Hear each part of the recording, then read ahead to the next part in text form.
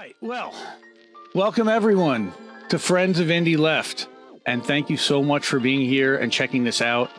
I'm excited to launch this new show, which I thought would be a great way for all of us to learn more about the people whose work and analysis we amplify regularly in Independent Left News and Leftist.today, even in our Discord server, Independent Left GG. The idea behind creating the show is to learn, again, what makes these fantastic people tick. There's a reason why we include their content in our aggregator site, and we want you to see what we see. So, I advertised who our first guest was, so I'm going to get right to it. So with no further ado, Sabrina Salvati, who doobie do. Welcome. I'm so honored that Hi, Andy. I'm so honored that you agreed to join us and to be here and to sit in on this and to participate. And you're always game for all new stuff. And again, I thank you for being here and for doing that. For everybody who doesn't know, I want to do a proper introduction. Sabrina Salvati, Sabby Sabs. She is the host of the Sabby Sabs podcast and show on YouTube and Rockfin. She is a member of the Revolutionary Blackout Network. She is launching a new channel on the Roundtable.io network. And again, I just want to welcome her in. Cool. So, first question that I had is, and I started talking to you a little bit beforehand, and I was like, we should save this for the stream. I only really discovered Sabby Sabs in 2021, but of course, you've been doing this a while. So I want to learn a little bit about, your journalism career and how you got here and how we got to having this conversation today. I'd love to hear your side of that. So I'm going to let you talk and that's what this is about, to learn about you. Sure. So I majored in broadcast journalism in undergrad. Didn't find a job in broadcast journalism after undergrad. I graduated during that time of, let's just say the economy was very bad during that time. Did a couple internships, ended up working in healthcare. That's how I found out about the healthcare system in this country and how horrible the insurance companies are. And then I ended up going to grad school for higher education administration, academic advisor for a little over 10 years. And then I wanted to still pursue my passion, which was journalism, broadcast journalism. So I started doing so through YouTube in the beginning because I was living in the city. I live in Boston, Massachusetts, well, outside of Boston, Massachusetts now. And I really didn't have the space and I didn't have the equipment to do a show the way that I wanted to. I lived on a very busy street. It was loud. There was a lot of construction. So I started on YouTube actually doing vlogs and doing how-to videos. And I educated people about higher education, how to get into some of these colleges, basically educational videos. The plan was always to eventually move to a podcast format once I had the space and once I had the equipment. And then when we moved during the pandemic, I was like, yes, now I finally have the space and the equipment to do what I really want to do. And so that's when I started to do that transition. I've watched independent media for years. And one of the things that I noticed that I felt was missing is that there weren't enough women. There weren't enough African Americans. I felt like this space was primarily dominated by white men who were speaking for marginalized groups. And I felt like it's important for people to hear from those marginalized groups. So that's why I started to do this. I was a big Bernie supporter. Obviously, you guys probably figured that out, but I was a big Bernie supporter. And I was ultimately crushed when Bernie suspended his campaign. And I felt that same kind of disappointment that I felt with President Obama, somebody I thought that was actually really going to come in and implement change. He did not do that, obviously, as we saw. And Bernie, for me, was like a second hope in a way. And I thought, okay, maybe this time it's actually going to happen. So I definitely wanted to do a show to give my opinion and my perspective about the two-party system, electoral politics, and the money that's involved. And I think it's important that people focus more so on the money and not so much on the personalities. Definitely. And so you started streaming and you started doing YouTube political stuff really after the Bernie campaign kind of gave up in 2020. Is that when it was? 2021? When did you start doing the Sabby Sabs show, like more politics than educational stuff? It was January 2021. It was actually right after Force the Vote. I started off interviewing activists and grassroots candidates that were running through the Democratic Party, through progressive Democrats, basically. I started off interviewing those people and activists like Savage Joy, um, Christina Livio came on, Chris Mhm. Smalls. So I started off in that realm, and I didn't do live streams back then. I only did uploads like on YouTube. And what I found along the way is that uploads, like the editing, it requires a lot of work. It doesn't work well for the algorithm. And then I switched over to a live stream format and started doing news along with interviews as well. Oh, that's great. And we're all grateful that you did, because you're definitely one of my favorites to watch, I got to tell you. Um, Again, we cover about 150 different outlets between YouTube and print journalism. You bring strong takes on a regular basis. I have to say, and you're not afraid to disagree with somebody or to say something unpopular, and we totally respect and appreciate that. Again, that's great. And again, I appreciate you talking about a little bit about how you got here. I'd love to learn a little bit about how you met CJ and JB. Was that all kind of through the Birdie movement, and how you guys figured out to come together as a group and a network, and that whole rise, of course, is fascinating to me as somebody who recently put some independent streamers together for a network. So that was one question that was on my mind, pressing more than anything, was exactly how did you guys all come together and then decide, hey, we should do this? Because thank you for doing it, by the way. Yeah, so I met all of them on Twitter. Actually, it's really interesting. We haven't met in person. Well, some of us have met in person, but we're in different time zones in different states. But I met them on Twitter. The first one I met was Rome, and at that point, I think his Twitter tag was "Look, there's a black atheist." And he was saying a lot of things that I felt, and I was like, I don't know who this guy is, but I really need to get him to come on. So Rome was actually one of my first guests that came onto my show, and he was talking about Force the Vote and the importance of Force the Vote and why it was important that squad should have done that. So I met Rome first on Twitter, then I met Nick, and Nick again, he canvassed for Bernie Sanders. He was talking a lot about that on Twitter, and then after that came like CJ and RJ and all of them, everyone from the beginning of RBN, that was back when it was FHL. Sure. That's how I met them. And then I invited CJ on my show when he was talking about the Bernie Sanders movement, and he said something that really resonated with me. You shouldn't have a movement through an electoral campaign. And he had a list of reasons as to why and what Bernie did and why that didn't work. And that really kind of woke me up in a sense, because I think a lot of us liked Bernie's movement and we agreed with like him on the issues, but I don't think we really stopped and thought, well, what happens if Bernie doesn't win? What happens to this movement? And that was something that CJ noticed, and he talked about that like often. So that's how that all happened. Like we did meet like on Twitter, and I think we just all clicked, which is interesting because I've met people in person that I can see and interact with like on a weekly basis, and we don't click the way that all of us did, and we met online.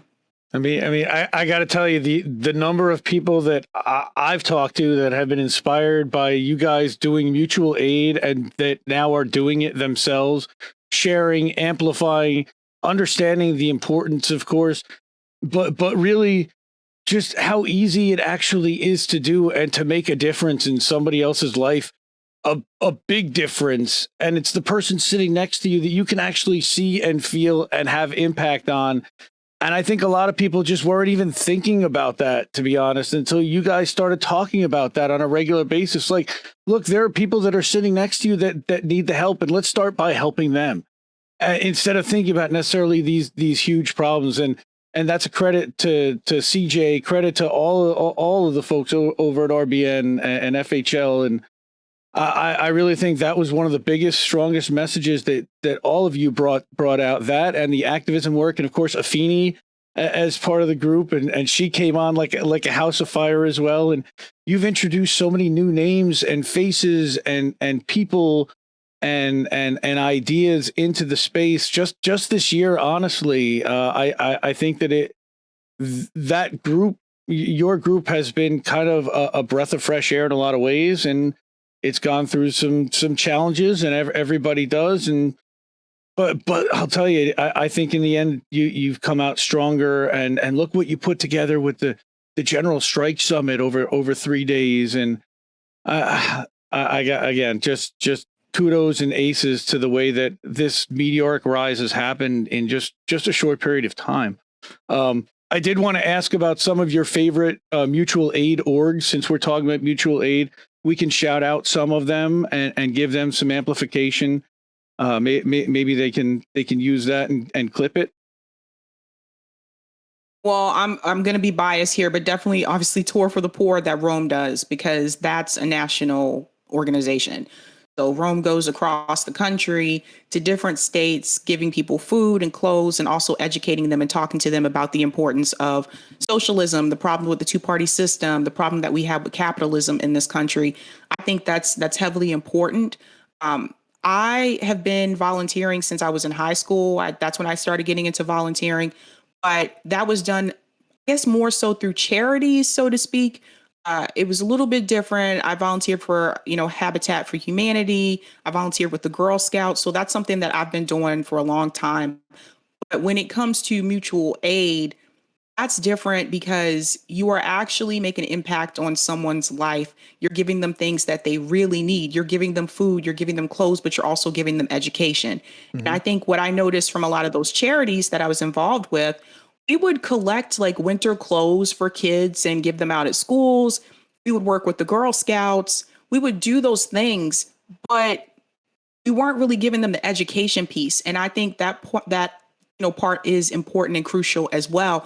And that's something that the Black Panthers did. They didn't just feed and clothe people, they also educated them as well. Yeah, that's really important for sure. I also wanted to shout out Afeni's org. I think it's Freedom Fighters DC.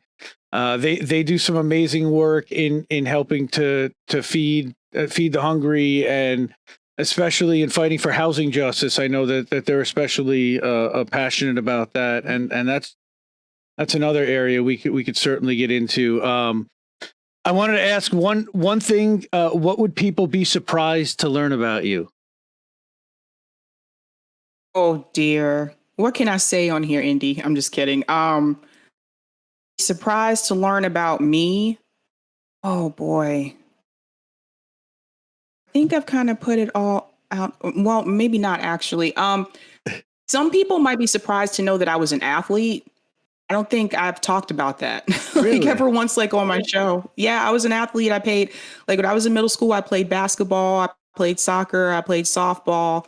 And I think, looking back on it, that really taught me how to be part of a team. And something I didn't think about back then. I was just like, I liked sports and I wanted to play and I wanted to win. I didn't really think so much about how that would affect me later on in life. But I think being on a sports team really showed me how to be part of a team and to work with other people. And so I think that when I got into college, joining other organizations, my first, I guess, real job, you would say, after I graduated from college, having to be on teams, sometimes multiple teams in the workplace, I think that's something that I think I did well in, that because I came from sports and we were taught that we had to work together in order to play well, in order to win. So I think a lot of people don't know that, is that I was an athlete. Wow. And what's your favorite sports now to still watch? Are you still playing? Are you still active in any sports? I'm not active in any sports now, but to watch, like I still love to watch football. That's my favorite sport to watch. And then after that, probably college basketball. And favorite sport to play is still basketball. And are you a Patriots fan, I'm guessing, since you're in the Boston area? I am a Patriots fan, and I am bummed that we lost yesterday. We really needed to win that game, but Miami has always given us trouble. I don't know why, but we always have difficulty when we play them. Yeah, I didn't get a chance to catch up with that yesterday. That's family stuff, but I did see that. And my nephew is a big Pats fan because they live up in the Springfield area. So, I did also want to talk about some of the new upcoming. Like you're involved in so many different projects, and there's a couple of new ventures that I know that you're involved with. One of which is the women's. There's a women's conference that's upcoming. Well, first of all, you're planning a women's summit, correct? Is that correct? Next month, an online women's Correct. summit. Mm-hmm. Yeah, so I'm hosting a women's summit February 26th and February 27th.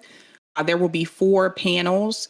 I can go ahead and list the panels for you. Women's healthcare, violence against women, women's activism, and women in the workplace. And I chose those topics in particular because I feel that these are things that we do need to discuss. We talk about it more so on a general level, but we need to talk about how these issues affect women in particular, especially violence against women, because that's been an ongoing issue in this country for a long time. So that should be a pretty cool event. I've already booked a lot of people for that so far. I'm waiting on a couple more confirmations, and then you guys will start to see promos for that as well. Wow, that's awesome. Thank you. And again, it's a lot of work to organize these events. I don't know how from people that are watching on the back end. And again, we don't. What we want to do is we're getting education out of this. We're not making money, quote unquote. This is not for profit. This is for education. This is for raising awareness in the space. And again, I'm a huge supporter, and I'll do all I can to amplify. And of course, it'll be included in the Left News and Leftist.today. I know you're also involved in an event that Sharif is planning, I believe, on March 8th. Are you involved with that? Mm-hmm. I'm involved on the. I'm not sure if I'll be able to be there in person because it's on a Tuesday. For March 8th, so I may not be there in person, but I am involved with the logistics. So Sharif did include me in that group as well. So I told him I could try to help and amplify as many ways as possible as he needs, even if it's marketing or promo materials as well. Yeah, and that's an International Women's Day, I believe he's holding, correct? So that's great, and again, so many things are involved with, and now this new venture with Roundtable, and I'm really excited to learn a little bit more about. Roundtable. I went and I looked at your page, and for anybody that hasn't seen it, let me drop it in the chat. It's actually in the description for the video now, wherever you are, unless you're on Twitter, in which case go to Sabby's Twitter page, and you'll be able to find the Roundtable link on there. But talk a little bit about Roundtable. I know you did a little 2-minute commercial on your channel, and I watched it, and I've shared it quite a bit, but I want everyone else to hear it that hasn't had a chance to hear about it yet, right from you. Absolutely. So Roundtable is a new platform. It's solely for independent media.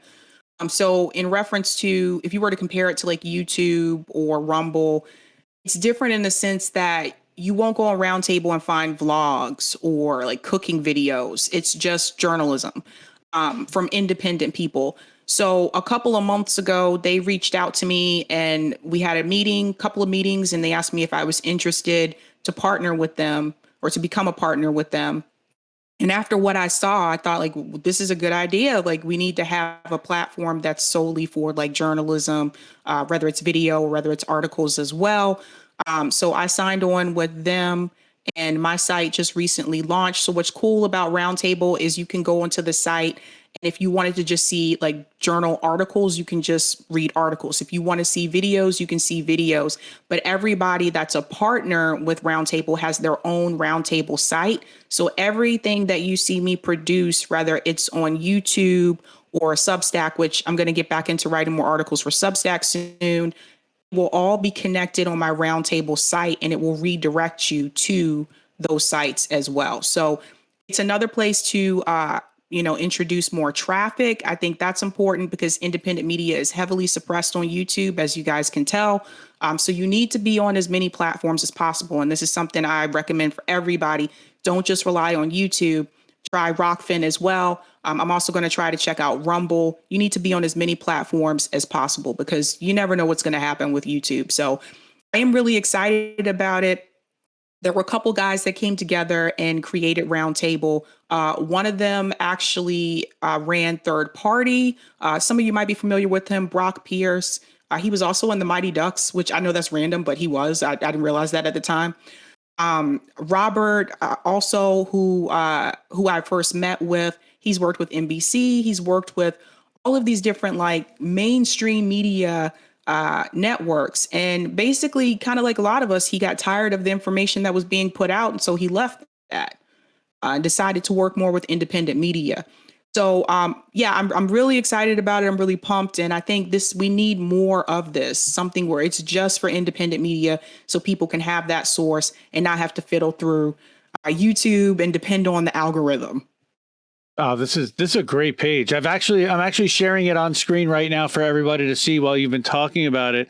And at the you can even buy Sabby Sabs merch. Check that out. You've got the merch store attached to it too. Love it. So everything that is the world of Sabby Sabs in one central location here at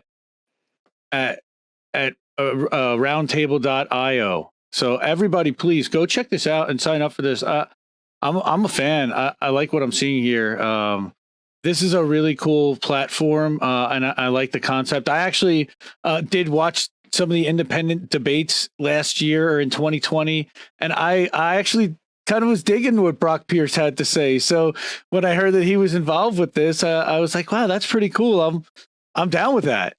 And now that I see that you're involved and that Nico's involved, I'm like, all right, well, how do I get involved now? So hopefully in the near future, this platform will be expanding to some other people and some other content creators, and we'll see a lot more of our people from our space in here. Now I know that you also said that it's not just left independent media, but also right independent media, but it's open to independent media and not just from the political vertical, but all verticals, correct? Correct. And they also do a roundtable on Roundtable, which I've already done one of those with Teddy. Teddy came on my show last week. I met him on a roundtable. And what they'll do is they'll put you together with people that have a different opinion, which is honestly, that's the way it should be, right? Like it gets boring sometimes just bringing on people who agree with you on everything. So they'll put together people that have a difference of opinion, but they're knowledgeable about the subject matter that's being presented.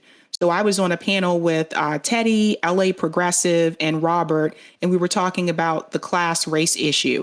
And it was a really interesting discussion. So they do roundtables as well. But again, I think the difference is like you're with people that have a difference of opinion. Well, and again, I think it's really important because you can change their minds, and we see that happen. And what you really find is that we agree on about 75% of the issues, and we fight about 25% of the issues pretty hardcore, but most of the things we all agree on, and maybe it's the nuance of exactly how we want to get there. But I think having platforms that show that we actually can have conversations where we can have disagreements, have in-depth conversation where we both come away saying, well, I respect what you have to say and you respect what I have to say, but we're going to agree that they're both valid points, but they're in counter to each other. That can happen too. I mean, again, just super excited about this platform, that the fact that you're on it and helping to launch it. And my goodness, there's so many other things like I had set up here. Let me see what else I've got in my notes. Where to go? Now it just disappeared. Of course, I lost my notes. Yay. So talk to me about, God, there's so many. Here we go. Now I got you here. Talk to me about, God. Well, so now you're doing Roundtable, you're doing RBN, you have your show that you do like 4 nights a week, and you have you do the Roundtable shows at RBN. You have your show that you do Friday nights there. You're now doing I'm sorry, I forgot one, the Women's Solidarity panel, the Women of Color panel that you do every Sunday night, every fourth Sunday night. That debuted. Mm-hmm. How do you have the time to do all this? When do we sleep? I think for me, like, so these live streams that I do, they aren't incredibly long, right? So I'm usually live minimum 1 hour, max maybe an hour and a half. So that is time that I used to spend like just watching cringeworthy TV shows. So it's like I could take that time that I'm using to watch like TV shows that aren't really like educating me the way that I feel they should, and use it towards something that's more productive. So that was kind of how I looked at that. And so because of that, I do watch less television now. I mainly don't really watch cable anyway, unless I'm watching like sports. But I like the fact that it's cut down my TV watching time. Mm-hmm. So I can use my time in a more productive manner. So for me, there's not a lot of prep work I have to do for these shows because I'm talking about things that I am knowledgeable about. If I'm not as knowledgeable about them and I have a guest coming on, they're educating me too. So and not just people in the audience. And also when it comes to news, this was something someone asked me recently. They were like, how do you do 3 like news stories like every night that you go live? And I'm like, well, news is all over Twitter. Mm-hmm. And you can listen to news. Like if you're in your car, like you can just turn on the news. Like news is all around us. I don't really have to sit down and watch like this long episode from, CNN or MSNBC. So you use the resources that are available to you and are available in a quick, like rapid way. Also give a shout out to Case Study QB because he does a lot of clips on Twitter, a lot of news clips, which I find to be very helpful. But that's pretty much like my go-to is like social media, Twitter, and then I like to double check things and fact check them before I talk about them on the show. But other than that, I don't have a lot of prep work that I have to do. Well, that's really funny. Your story sounds a lot like mine in a way that I was watching a lot of junk TV and sitting on the couch and not being productive. And then again, just kind of got fired up and inspired. Like, we need to fight this whole media narrative and this whole media machine that the corporate narrative is and the propaganda is out of control. And how do we amplify and aggregate all that into one central space? And again, I love that you found a lane to do that.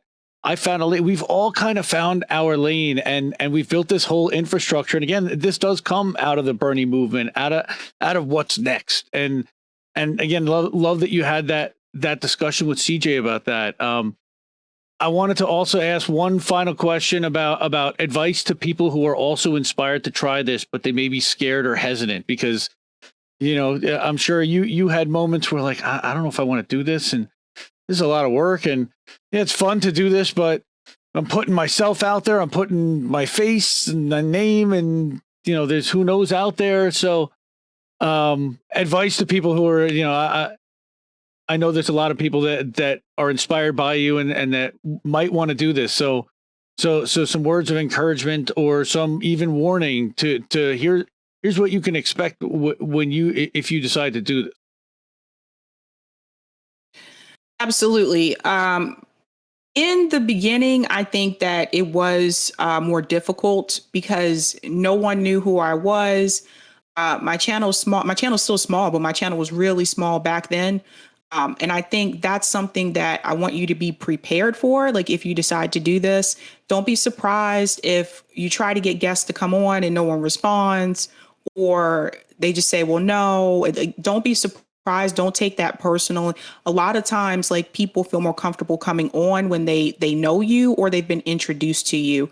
And I understand that too, because you can go on someone's show and you never know what kind of questions you're going to get hit with. Right. So that is something that you have to keep in mind, is that there are people who've been doing this for a long time and they've built relationships with people in this space. And when you're new, they just don't know you, right? So you have to give that time. I think with some people, honestly, I think I got lucky. I think, like, for example, like I had a guest come on like very early on who they happened to see a vlog that I did about gentrification in Boston. And they liked that vlog. So they said, yes, I'm coming on. Sometimes it's a hit or a miss. Sometimes you just get lucky, but just be prepared for that. Like, don't be surprised if you're not getting responses like earlier on. What you want to do is just continue to do the work, keep improving what you do. And then eventually, like, people will come. I hate to say like Field of Dreams, but eventually people will come. Mm-hmm. But you have to be prepared for that. In reference to growth, again, it takes time. Like, I still can't believe that I grew kind of the way that I did. Like, I was not expecting to grow as fast as I did. But I think part of it has to do with the fact that talking about issues that I've been told that people have been wanting to hear, like in this space, and they've wanted to see a different perspective. So I think that helped me. And also there were people that came on my show and like promoted my show to people. So that helped me a lot too. So just be prepared for that and be willing to do the work. I highly recommend that you post as much content as possible to get around the algorithm.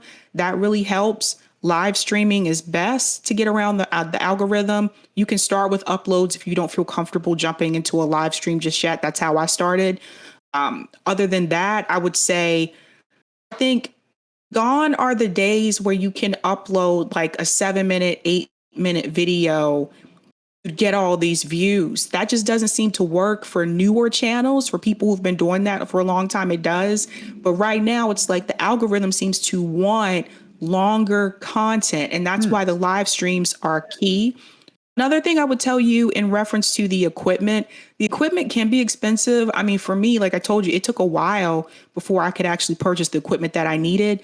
I would say, like, when you start out, just start out like with what you have. Like, if you're using your phone, just use your phone. And you can tell like your audience, like, set up a Ko-fi, set up a Patreon, and ask them to donate so that you can get more equipment like as you go on. But don't do what I did and like feel like you can't start at all until you have all of the equipment. I think that's important for people to know. And then also like collaborate with people in this space. That was something I felt was missing for such a long time. Like I'd watch all of like left independent media. There didn't seem to be collaborations unless there was like some type of debate. Like, collaborate with people in this space. Everybody who has a smaller channel, all of us should be collaborating and working together as much as possible. I think that's only going to help audience cross over and introduce audiences to other people. Yeah, totally agree. Awesome. And thank you for sharing all those great tips of advice. Again, everybody loves watching your stuff. I really do. It's entertaining. It's fun. It's educational. It can be spicy at times. You're introducing us to new people, and we love that and totally appreciate it. And again, that was my last question for today. And it's running up a little bit more than a half an hour. I really appreciate your time, and I thank everybody for coming in and hanging out in chat today. I did want to address a couple of people. I wanted to answer that the reason why I'm not on camera is because I hide my face because I'm in a right-wing industry, and I don't want to potentially lose a customer or upset one of the company I work for's customers if they heard a couple of my takes or saw what I was sharing, and it's out of respect for the people that I work for. But really what I want to do is focus on the streamers and on the content creators themselves anyway, because this is about them. This has never been about me. It's only about the questions that I think other people also have as well. And again, I appreciate you joining us today. I appreciate everybody joining us today. And